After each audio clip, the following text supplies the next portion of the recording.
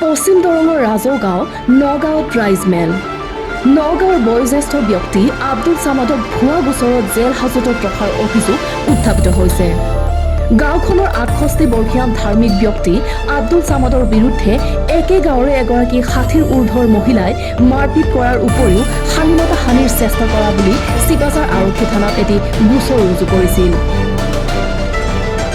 ইয়াৰ ভিত্তিত আৰক্ষীয়ে আব্দুল ছামাদক গ্ৰেপ্তাৰ কৰি জেল হাজতত ৰাখিছে।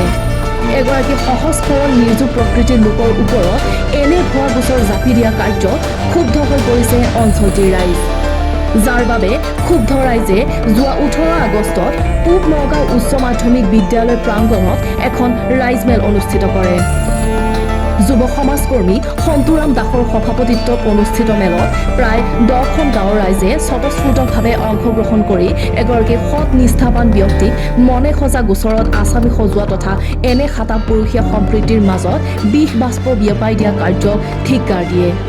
আনহাতে ৰাইজমেলত গ্ৰহণ কৰা প্ৰস্তাৱৰ প্ৰতিলিপি দৰং জিলাৰ আৰক্ষী অধীক্ষকৰ জ্ঞাতাৰ্থে প্ৰদান কৰে। এজন সৎ চিধা বুলিয়ে ক'ব লাগিব। সমাজৰ অগ্ৰণী ব্যক্তি মহম্মদ তেখেতক আমি আটায়ে জানো, তেওঁ যে এজন সহজ সৰল ব্যক্তি আৰু এই গাঁৱৰে এই পৌৰাণিক বহুদিন আগৰ বুৰঞ্জী বুলিয়ে ক'ব লাগিব।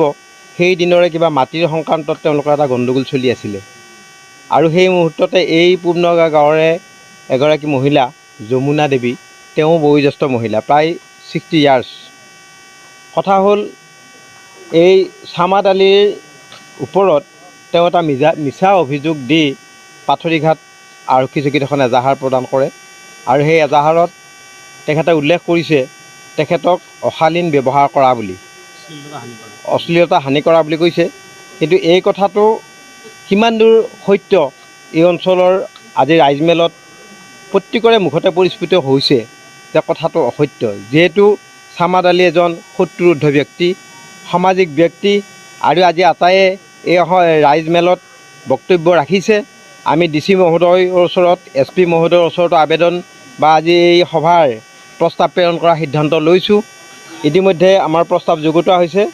আমি 2 দিনৰ ভিতৰতে আমি SP ছাৰৰ ওচৰত এই প্ৰস্তাৱ দাখিল কৰিম আৰু আজি এই ৰাইজমেলত সমূহ ৰাইজেই উদ্বিগ্ন প্ৰকাশ কৰিছে যে যমুনা দেৱীয়ে এই অঞ্চলৰ এগৰাকী মহিলা হৈ এই অসত্য কি কাৰণত তেখেতে আশ্ৰয় ল'ব লগা হ'ল। আজিৰ সভাৰ যিটো বিষয়ৰ ওপৰত আলোচনা হ'ল, আমাৰ গোটেই এই অঞ্চলৰ গোটেই ৰাইজ উপস্থিত। আমি সকলোৱে জানো যে আমাৰ আব্দুল ছামাদ আৰু যমুনা বিবিৰ যিটো মাটিৰ সম্পৰ্ক, এইটো আচলতে তেখেতে নিজৰ মাটি বুলি কৈছে যমুনা দেৱী, কিন্তু তেখেতৰ নহয়। সেই মাটিখিনি আমি সৰুৰ পৰাই গম পাওঁ যে এইখিনি আব্দুল ছামাদৰ মাটি, কিন্তু তেখেতসকলৰ বুলি কৈ হয়তো চৰকাৰীভাৱে মাটিখিনি কিবা কৰিছে, সেইটো আমি নাজানো। কিন্তু আমি জনামতে সেই মাটিখিনি হৈছে আব্দুল ছামাদৰ।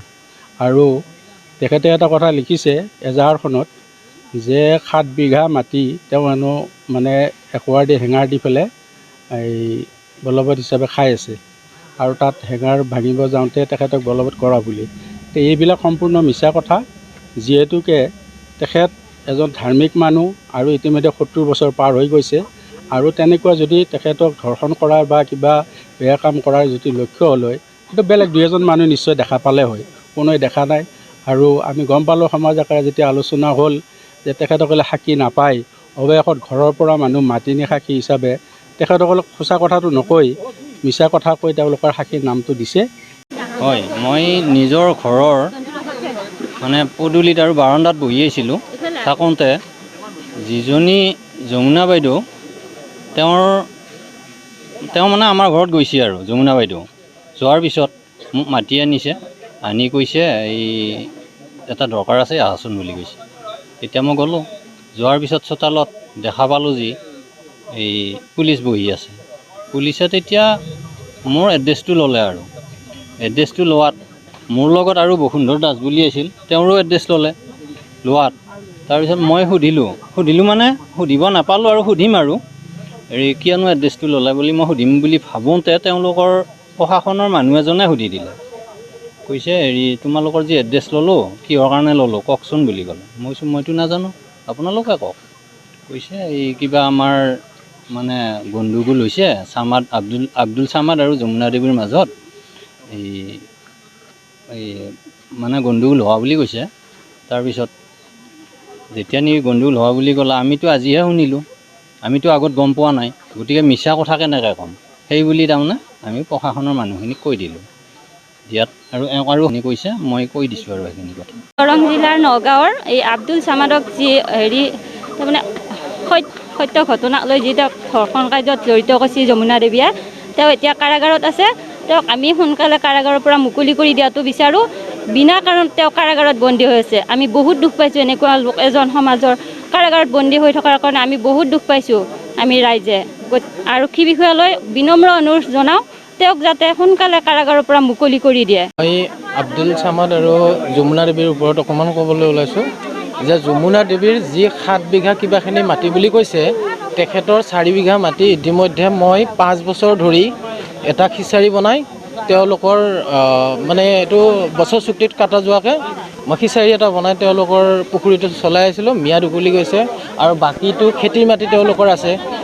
আমাৰ অঞ্চলৰে চামাৰ আলী, তেওঁতো এই 7 বিঘা মাটিৰ ওপৰত কোনো কাৰণত বেট দিয়া নাই। আৰু ইয়াতে যি ৰাইজৰ সমাগম হৈছে, হিন্দু মুছলিম আমাৰ কোনো একো জাতিক লৈ কোনো ধৰণৰ এনেকুৱা হেৰি নাই। গতিকে চব ৰাইজে দেখিছে যে তাতে বেৰ আছে নে নাই। গতিকে তেওঁক মিছাতে এটা অপবাদ বা ধাৰ্মিক এজন 5 ওয়াক্ত নমাজ পঢ়া মানুহক এই 65 বছৰৰ ওপৰত হোৱা এই মানুহজনক যি এটা অপমানিত কৰিছে বা মানে দণ্ডনীয় হৈছে, জেলত আছে, তেখেতক উদ্ধাৰৰ ক্ষেত্ৰত মই এটাই ক'ব গৈছোঁ যে আমাৰ সকলো হিন্দু মুছলিম একেলগ হৈ আজি যি সভা এখন আহ্বান কৰা হ'ল, সেই মানুহজন আচলতে মিছাতেই এই ষড়যন্ত্ৰমূলকভাৱে এই যমুনা দেৱীয়ে তেওঁ যিকোনো বিপথে পৰিচালিত কৰা বুলি মই ভাবিছোঁ। আৰু সেই মৰ্মে মই এটা কথাই কওঁ যে আব্দুল চামাদ তেখেতক যাতে সোনকালে আইন প্ৰক্ৰিয়াই বিচাৰ কৰি মুকলি কৰি দিয়ে। দুনিৰ পৰা সুনীল চহৰীয়াৰ ৰিপৰ্ট, নিউজ এক্সপ্ৰেছ অসম।